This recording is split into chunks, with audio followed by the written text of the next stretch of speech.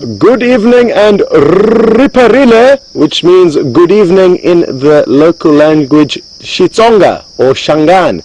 And isn't it a beautiful evening? The drizzle has stayed away. Thankfully, at one stage, Andrew and myself thought we were going to be leaning on the hood of the vehicles doing this procedure, but that wouldn't have been the same as being around the fire, and it's very, very good to have you with us here. Well done to Jamie for finding the hyena den site. What a great surprise that is to top off an incredible week here at Djuma and Arathusa. We've been spoilt with an array of different sightings. A lot of love has been in the air, some with the lions, some with the leopards, and Jamie even saw some Warburg's eagles mating. I'm not sure if we managed to rush you across there in time, but there certainly, like I say, is love in the air, and we are going to be playing you some clips of the love that we managed to capture between the lion as well as the leopard, but we're probably going to start off with the leopard clips while Jamie makes her way here. It started off with a big surprise one afternoon. We headed out, not sure what to expect finding, and we went into an area where no one really had searched that morning. And Jean and myself found some tracks of a female leopard and a male leopard, and I thought to myself, these surely are too big to be Sindile's tracks. That's the one-year-old male we got to see briefly this afternoon. And anyway, those tracks led us eventually to Kwatile and Tingana. And then the mating started, and it was a marathon. We spent the whole afternoon with them then, and the whole next day, both morning drive and afternoon drive, with multiple shows of the different copulations and how aggressive and intense that can be. A lot of vocalizing, a lot of flying paws as they lashed out at one another, and some great quality footage. And once we have had a look at those clips, we're going to move on to the Birmingham males who are trying to learn how to mate with the one lioness. We're not actually entirely sure if it's an Nkuhuma lioness or a Styx lioness, but we feel that it is an Nkuhuma lioness, but that could be a little bit of a twist in the tail later on. So some exciting stuff in terms of highlights. The great thing about the highlights is that they are going to be played, some of them at least, in slow motion. And as much as we love the live safari experience, and it's what we live for, we do appreciate the benefits of slowing something down and replaying it to you, and you get a true idea of how agile they are and how close these flaying paws got to one another as they dismounted from their copulations. Jamie shouldn't be too long until she gets here, but like I said, let's start off with a clip of the leopards and the mating. Take a close look. There's some incredible footage of not only the mating but also the seductive dance that Kwatile had to perform in order to entice Tingana into mating with her. It is the most intense seducing that I have ever seen a leopard have to perform, and she really does do it quite well, I think. Enjoy the clips, and we will see you shortly afterwards. On your side, watch, here she comes, here she comes.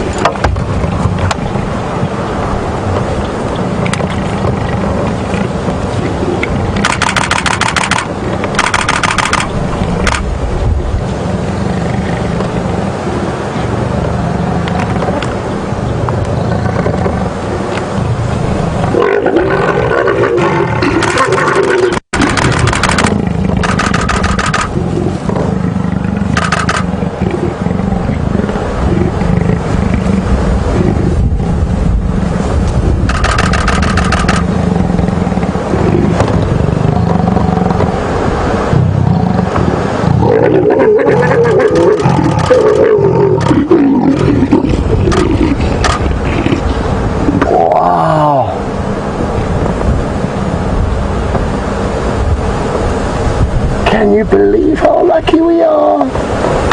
That was crazy. They were facing us perfectly.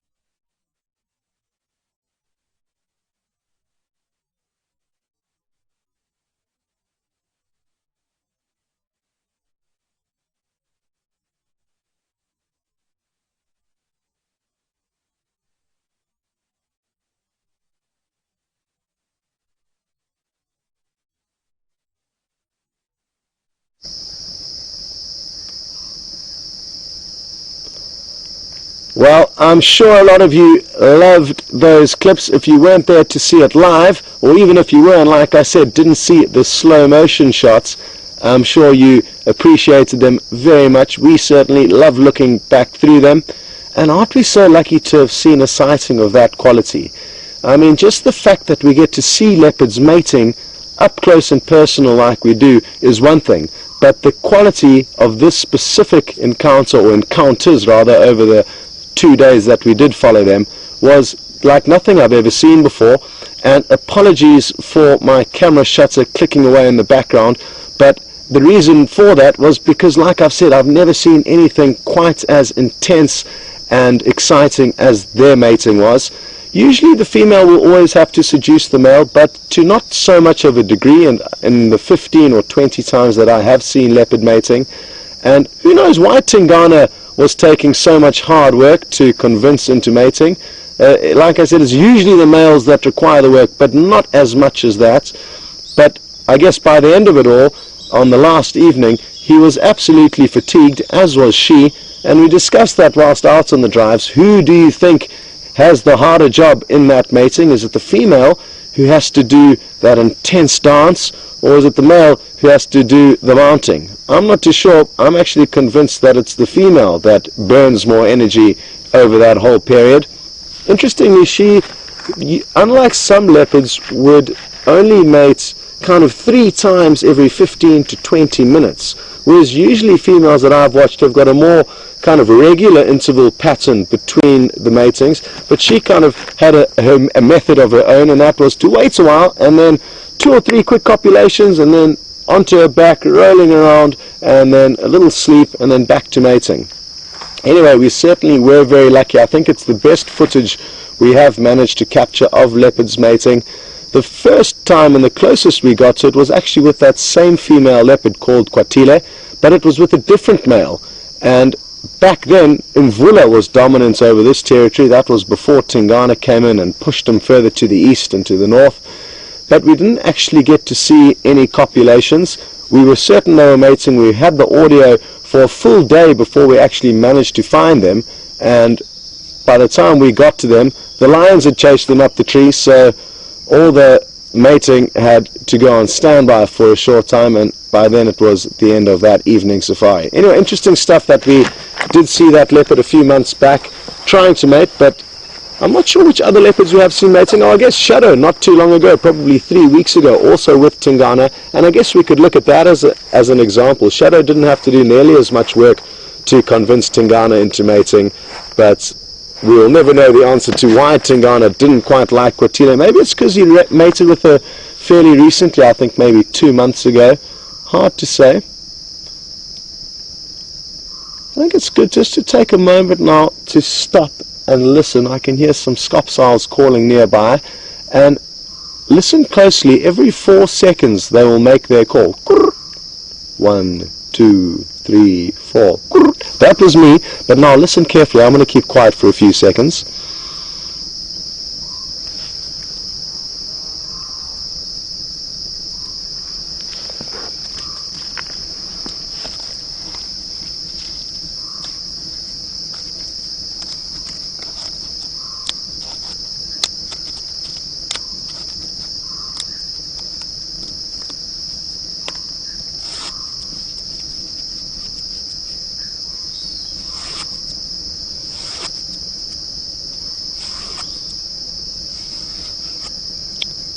Well, isn't that beautiful to listen to those owls? Pity we couldn't share anything else. Earlier on we got really excited. We had one of the handheld radios open on the hood of a vehicle so we could communicate with Nikki and Jess in the final control room.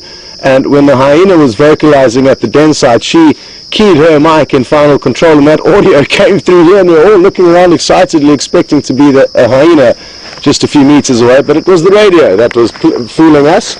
So that was a little bit of a behind-the-scenes joke that the directors pulled on the crew here at the Fireside. Well, Joyce in New Hampshire, good to have you around the fire with us. And like you heard, it was Shadow that mated with Tingana probably 3 weeks ago, maybe a bit more than that now.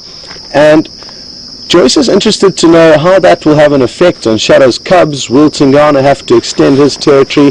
Well, to be honest, Joyce, I think Shadow's done a great job, because she not only mated with Tingana, that was for the first 3 days. The next 2 days after she left him, she was seen mating with the Anderson male. So she was very wise there, because now both those males are going to think that they are the fathers to her cubs. Even though she spends more time predominantly in Tingana's territory, her territory used to go into what is now the Anderson males. And what's important to understand is that a male leopard will have a large territory. Within that territory could be 3, 4, 5 females who all compete between one another for their territory. But one of those females may be on the boundary of 2 males. So it may not be that she's landlocked or encompassed by females in any one male's territory. It may be on the fringe, so she could expect to see 2 males, and that's exactly what's happened in the case of Shadow, and she's done the right thing by mating with both of them. Whether it will make a difference in the end, who knows? Maybe another young male leopard could come through. The odds are stacked so highly against leopard cubs. That's why a lot of mother leopards don't do too well at raising every litter. So Quatila hasn't been hugely successful, neither has Shadow. Shadow, the closest she's come is with young Sindita, who we got to see a little bit earlier, and that's her 6th litter, and it's the first time she's got one of the cubs to semi-adulthood. Good news, I've just heard Jamie Patterson arriving, so she'll be joining us shortly once she's sorted out all of her mics and earpieces and all that jazz. And you can...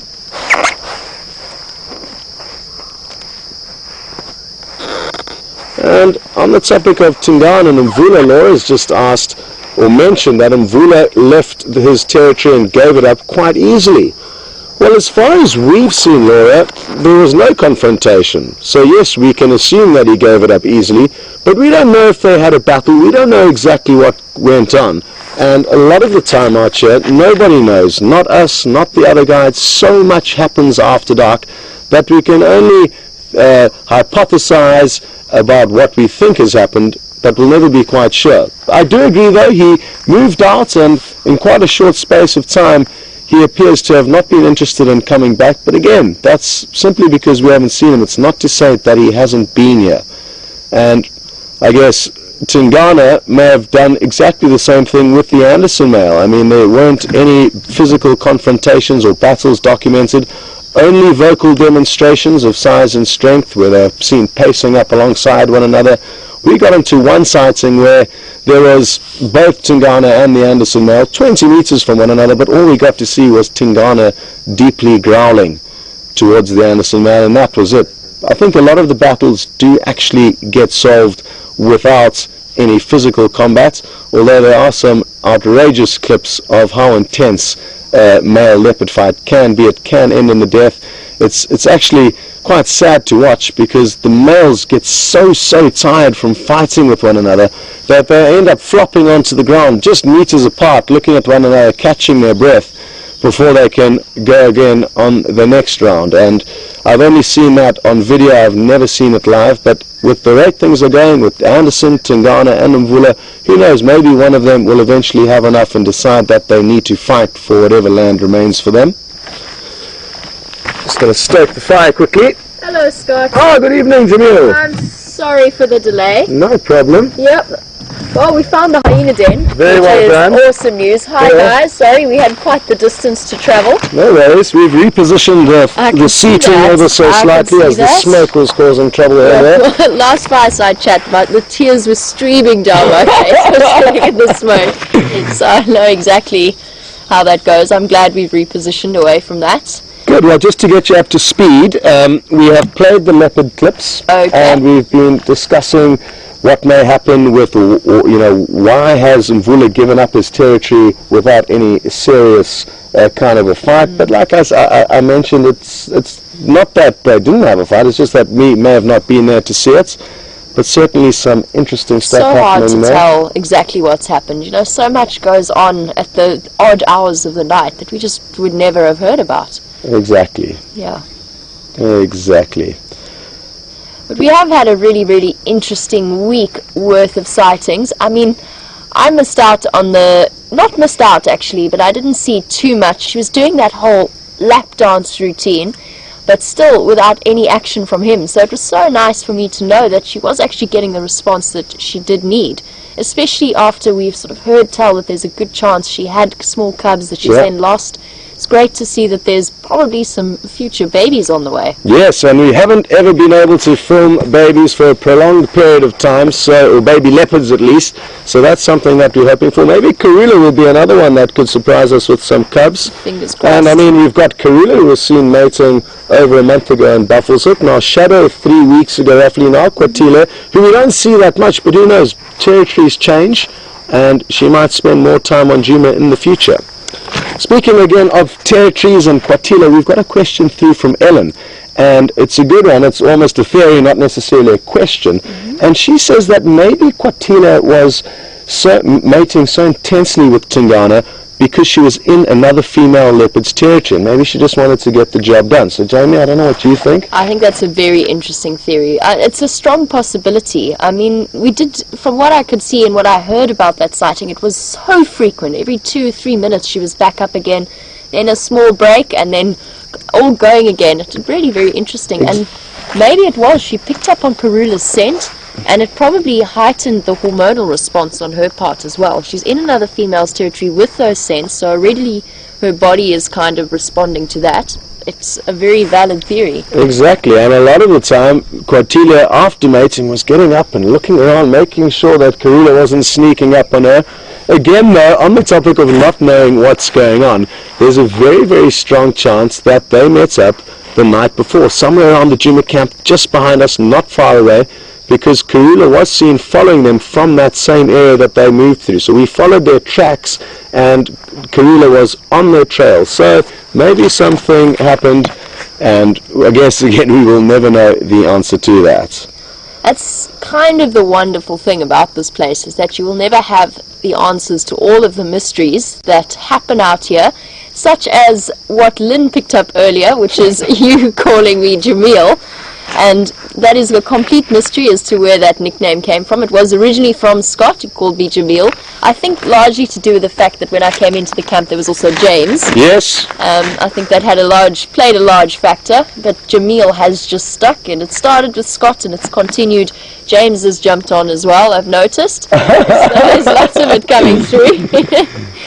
It has been entertaining. I've had a wide range of nicknames. That is by far one of the nicer ones, so I'm quite happy to let that one stick. Good. Well, yeah, my nickname when I was at junior school was Spud Potato, for obvious reasons. Anyway, enough about nicknames and Jamil and Spud Potatoes. We are going to play you guys the next clip, which is of the lions mating. Enjoy it. It's some awesome footage, some that James was involved in. Sadly, he is away on leave now, so he can't tell you that his side of the story, but Jamie was there to see a lot of the latter parts of your clip, so she'll be able to tell you a little bit more. Enjoy. It's not the amber-eyed or orange-eyed female. Let's see what happens here. She's quite a young lioness, you know.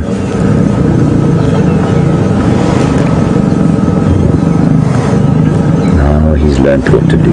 Here we go.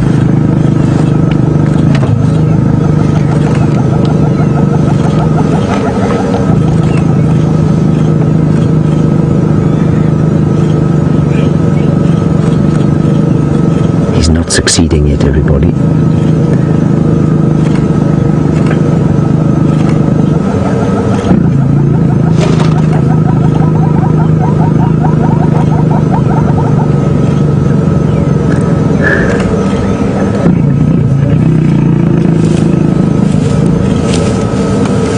Now he's marking territory. He did not succeed there. I will explain that to you now. Look, she's still going to be a little bit dissatisfied with his performance. I think we're about to see some action here.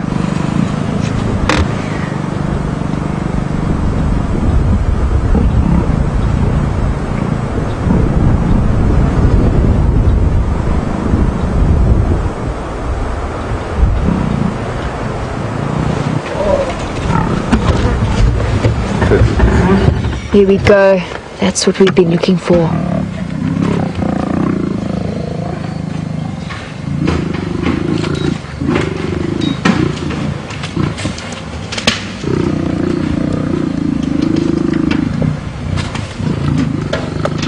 he's still not getting it right. Again, she's going to approach him. Listen to that amazing sound.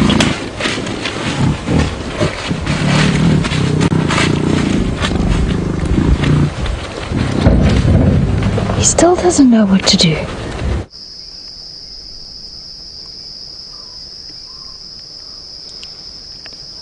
Well, what an amazing sighting that was, just to see that female really going to broker for that peace deal and trying so hard to get those Birmingham boys interested. And at least during my sightings, none of them had any success. My first sighting, I know, was in the afternoon. It was just after James's sighting, and that was one of the Birmingham boys, one of the younger ones. I'm not too sure which, but I can tell you that it wasn't Scrapper. And then Scrapper I saw the next evening, mating or attempting to mate with that Nkuhuma lioness. It was a very pleasant surprise. It was an incredibly pleasant surprise. It was called in as one lone lioness, and there I drove up, and I'm sitting peering into the sighting, thinking, no, but there's extra limbs here. Lions don't have 6 legs. What's going on? And then he popped his head up. But it really was an interesting moment because it was a completely different male to the sighting I'd had the day before. Still as inexperienced and ineffective as the other males had been before him. She tried so hard to get them interested, and she adopted the position that she needed to, the lordosis reflex. Nothing. They tried every now and again. It just didn't work out for them, and you could almost tell he was more interested in relocating the rest of his coalition. He kept looking up, listening, trying to find them. Yeah. Certainly a huge difference compared to Tingana and Kwatila, two experienced cats when it comes to mating, and really fortunate that we can see these young males kind of learning about the birds and the bees. There's no formal manuals that they get to read, or I guess I don't think their father got to teach them how to mate, so now they're busy making a fool of themselves in the process. But it's probably, well, it will be with coalitions throughout Africa that must come be. It's just the first time I've ever seen that. Yeah, really interesting stuff. What we did get to see though was eventually late one night, just close to the Djuma waterhole, we went out and sat with the lioness and all 5 of the brothers, and she kept going up to the biggest of the males, trying to seduce him. He would chase off, and eventually he gave in. And not only did he give in, but his attempted mounting was successful, and we heard the loud growls tearing out, as it's a painful process, as a lot of you will have gathered from the leopard sightings and the way they lash out at one another. And the lioness actually managed to get her claws into his bottom lip as he jumped away, and immediately after they have unentangled themselves, he walked off proudly, roaring into the night, ooh, ooh. So I think he did celebrate and was shouting his own praises. It was a beautiful sequence, and we do have it on film. We're just saving it for a special occasion. So you will all get to see it one day, just not tonight, sadly. Yeah. So no, keep your eyes out for that. It is really special footage, and it's all built up to this point with the Birmingham boys coming in and taking over from the Matimbas territory. And it's finally culminating this point where they are mating with the females, which is pretty much not the final step, but it's close to the final step. Very important step. Yeah. And Marlene, you were wondering if the 2 big male lions have been seen recently, and you might be talking about the Matimba males, who were originally, when I first started working here in July, they were quite settled here as the dominant males. There were 2 of them, Hairy Belly and the Ginger male, nice big boys, but quite old, close to sort of 9-10 years old. And with the intrusion of the Birmingham boys, they fled south in the end. They called back for a little bit. They did try and put up a defense, and again, we don't know what happened in the dead of night. We just have no idea. But as far as I know, they are now, where are they now? They're on Londolozi, which is probably about 4 or 5 miles to the south of where we are, and actually got an update today that they'd chased the Salala Pride. Now, I'm not sure if that's the Salala Breakaway Pride or the Salala not Breakaway Pride, but it is to the south of us, and they chased this pride of lion off a hippo kill. So the Matimba males are doing well. They've just found a new patch of land to settle in for the time being. But the Matimba male lion sent through a question. He's actually a human, so don't be confused. He sent through the question on Twitter. And the Timber male Ryan would like to know, is there any chance these males will come back north to try and reclaim their territory? And there certainly is. Who knows, they might get pressure from another coalition in the south, or just decide, enough's enough, we're going to come back and reclaim our territory. They may be just devising a master plan, as a wiser, older lion probably would do. So we're just going to have to wait and see. And in the meantime, we're just going to have to try and hope the smoke doesn't blow into our eyes anymore. So much for repositioning. It's been predominantly better than being there, though, Jamil. Yeah. No, I hear you.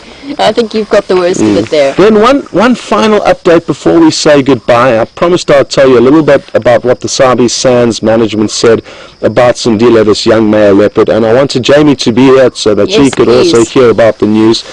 Basically, the tests that are going to come back from the domestic dog that was exterminated, which Sindile did catch, in the next day or two. So we're hoping that the results will be back in the next day or two, and that will make a big difference as to how the future of Sindile looks.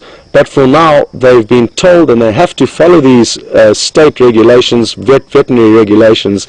4 more darts need to go into him. And if that doesn't happen, the leopard will have to be exterminated. So even though it appears like what is going on is horrible, and it is that we have to now chase this leopard and scare it and undo all the hard work that we have done, but it does need to be done, otherwise he will be exterminated. So that's the update. We'll have more news in the coming days, whether that dog was rabid or not. What they may end up having to do is actually collar Sindile to closely monitor him with a satellite, but they are doing everything in their possible power to keep this leopard alive and not let it be exterminated. So as much as it may look like a daunting process and a horrible process, it's better than this leopard being killed. It's so important for his survival. And we will keep you updated on any bits of information that we get, so in the coming days that will hopefully happen. Absolutely. And just one more thing. I'd promised that I would get on top of the Twitter games. I've had Twitter for years. I've never used it. I have no experience. My Twitter handle, I believe it is called. It's the official announcement. Twitter handle is Jamie.Patterson4. I think. I hope. I think that's what it is. I've been fiddling around with it today. I'm completely You only got the social fourth media in line, illiterate. not the first. No, not the You first have in to line. speak to the big bosses I know, at Twitter and we'll get that have to changed. sort that out. But for now, it is number 4 in line. Jamie.Patterson4. So there you go. That is my update on my Twitter handle. I will try to be... it's Jamie Patterson4. I've heard. I've got it wrong. It is Jamie Patterson4. There we go. So no dot, Jamie Patterson4. And I will try and be using it on a fairly regular basis. Regular tweets, Jamil. Regular tweets. I've actually also been very slack. I need to get back on the Twitter sphere. Oh. Well, guys, it's been wonderful to have you around this very smoky fire this evening. And enough's enough. And the good news is, at the end of every Fireside Chat, it means we get to start a brand new week of safari action. Yep. I'm expecting good things. Absolutely. We have a hyena there now. I mean, it's been quite... Yes, so well done to Jamie on that. And my prediction is wild dogs by next week Sunday. Yes, absolutely. 15 of them, 12 pups, 3 adults. Yeah, coming down from Buffelshoek. Yes, that's going to happen. All right, well, big thanks from Scott and myself. We hope you have a wonderful day or evening wherever you are in the world, and we're going to say goodbye to now. See you for the sunrise safari. Toodle-doo. Too soon.